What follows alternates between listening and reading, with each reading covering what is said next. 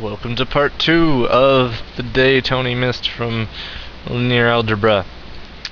Okay, so I noticed the video gets kind of laggy near the end. So I've reduced the encoding I'm using for this to 8-bit instead of like 32-bit or something. So hopefully the audio syncs up with the video a little better. Okay, moving on. We're going to look at some examples, not really examples, but applications in R2 of what we've just looked at. The fact that a scalar multiple of a line holds up when the lines have similar slopes. But instead of in two different lines, now we're going to look at the same line, and that seems kind of silly, doesn't it? Because, well, of course, if it's a line, the points on it are going to be are going to have the same slope because it's a line, or else it would be a curve. But we're just going to kind of prove that right now. Okay, so on this line there are 3 points: line A, point A, point B, and point C. Where point C is double the size, or B to C is double the size of A to B. So this really makes we're going to define this in 3 segments. We're going to define this in segments. The first segment, which is A minus C. I'm going to take the absolute value of that because we don't want any negatives. And we're going to define this in the segment A minus B.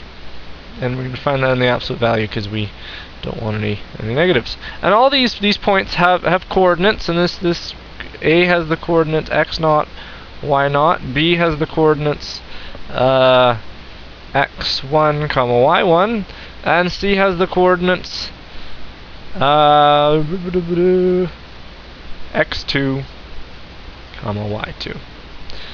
And yes, it does. Okay.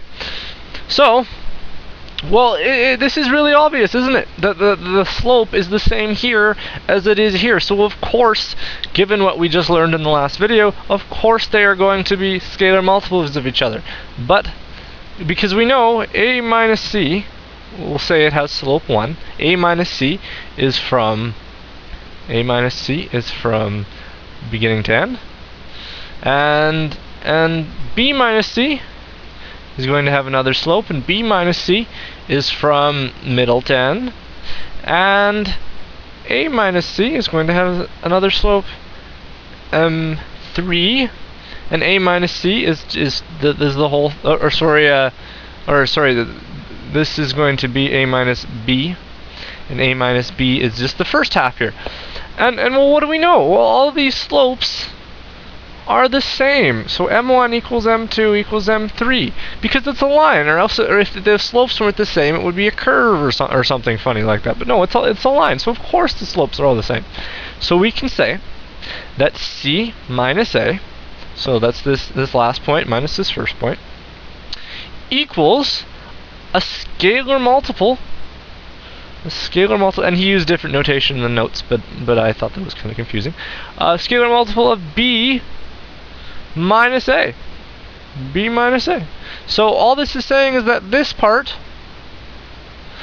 is essentially just a scalar multiple of the whole thing. And I shouldn't have used pink for that. I will use blue for that. Of the whole thing. And that makes sense because it's a line. And if you multiplied its magnitude more, it would just get bigger. So in terms of C, I just burped there. In terms of C, this would be A plus lambda times B minus A. And that's nothing crazy. That makes sense because it's all one line. So that's very simple. The next part here, we're gonna extend this a bit to R3. We're going to extend our definition to R3 because we've only dealt in R2 so far. So say I had a plane, and on planes are snakes sometimes in movies, and I would imagine that'd be pretty scary. But anyway, on this plane there is a vector, and we have a vector B. Or sorry, we have a vector AB with the points AB. And we have another vector, and we're going to call that vector b1.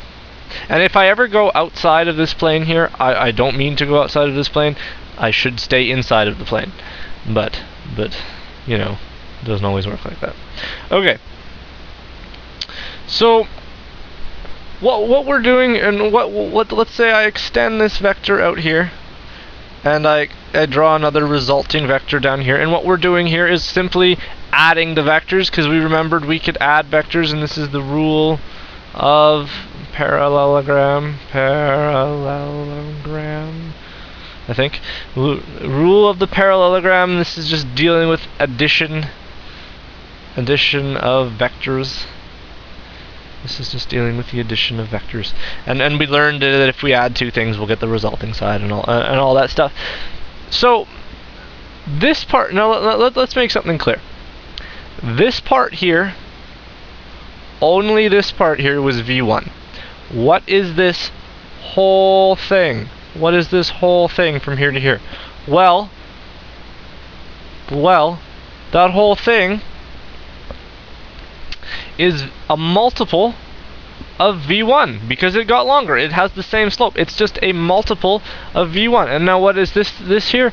Well, this is just some multiple v2. Vector 2. Because this is a different vector going in a different direction, going downward, actually. So, and then this here is just this bottom part here is just b minus a. B minus a.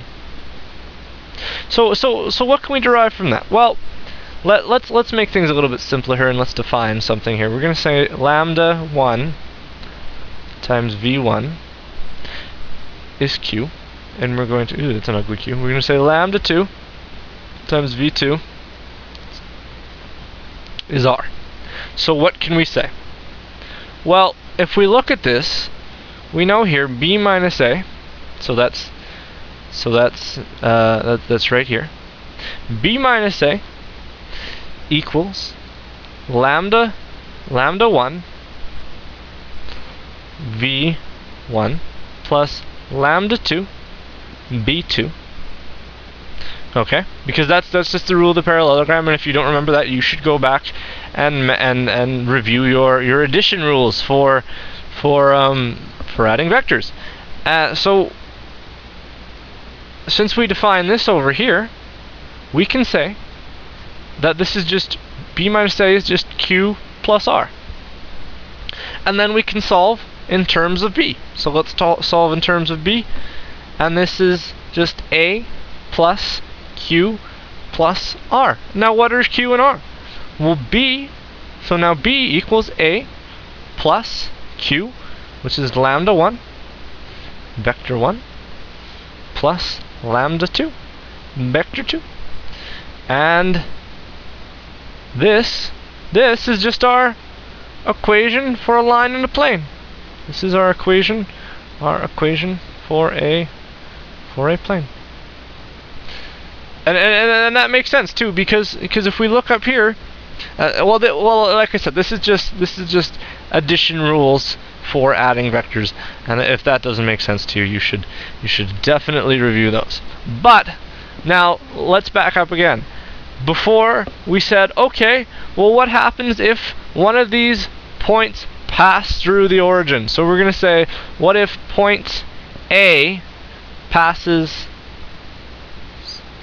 through origin? Well, what is point A? Point A is this starting point right here. So what if point A passes through the origin? Okay, well, let's think about this. Let's think if I had A and there was a point B over here. And we'll call this, we won't call this anything, but and if I walked all the way to point B and I hadn't walked any steps previous to point A, how far have I walked? What is the value of how far I walked? Well, it's just B, because I've walked to B, so I must have walked B steps. And if say B was 10 steps away, then this line would be equal to 10. So that means if A passes the origin, again, A is 0. And what would the equation look like? Well, we don't even really need this equation. We don't even really need to think about this. But if we wanted to, we could just say, well, what if a is equal to 0? Then we're just not going to include it. What if a is equal... Well, why would we include it?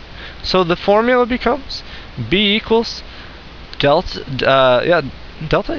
lambda 1, vector 1, plus lambda 2, vector 2.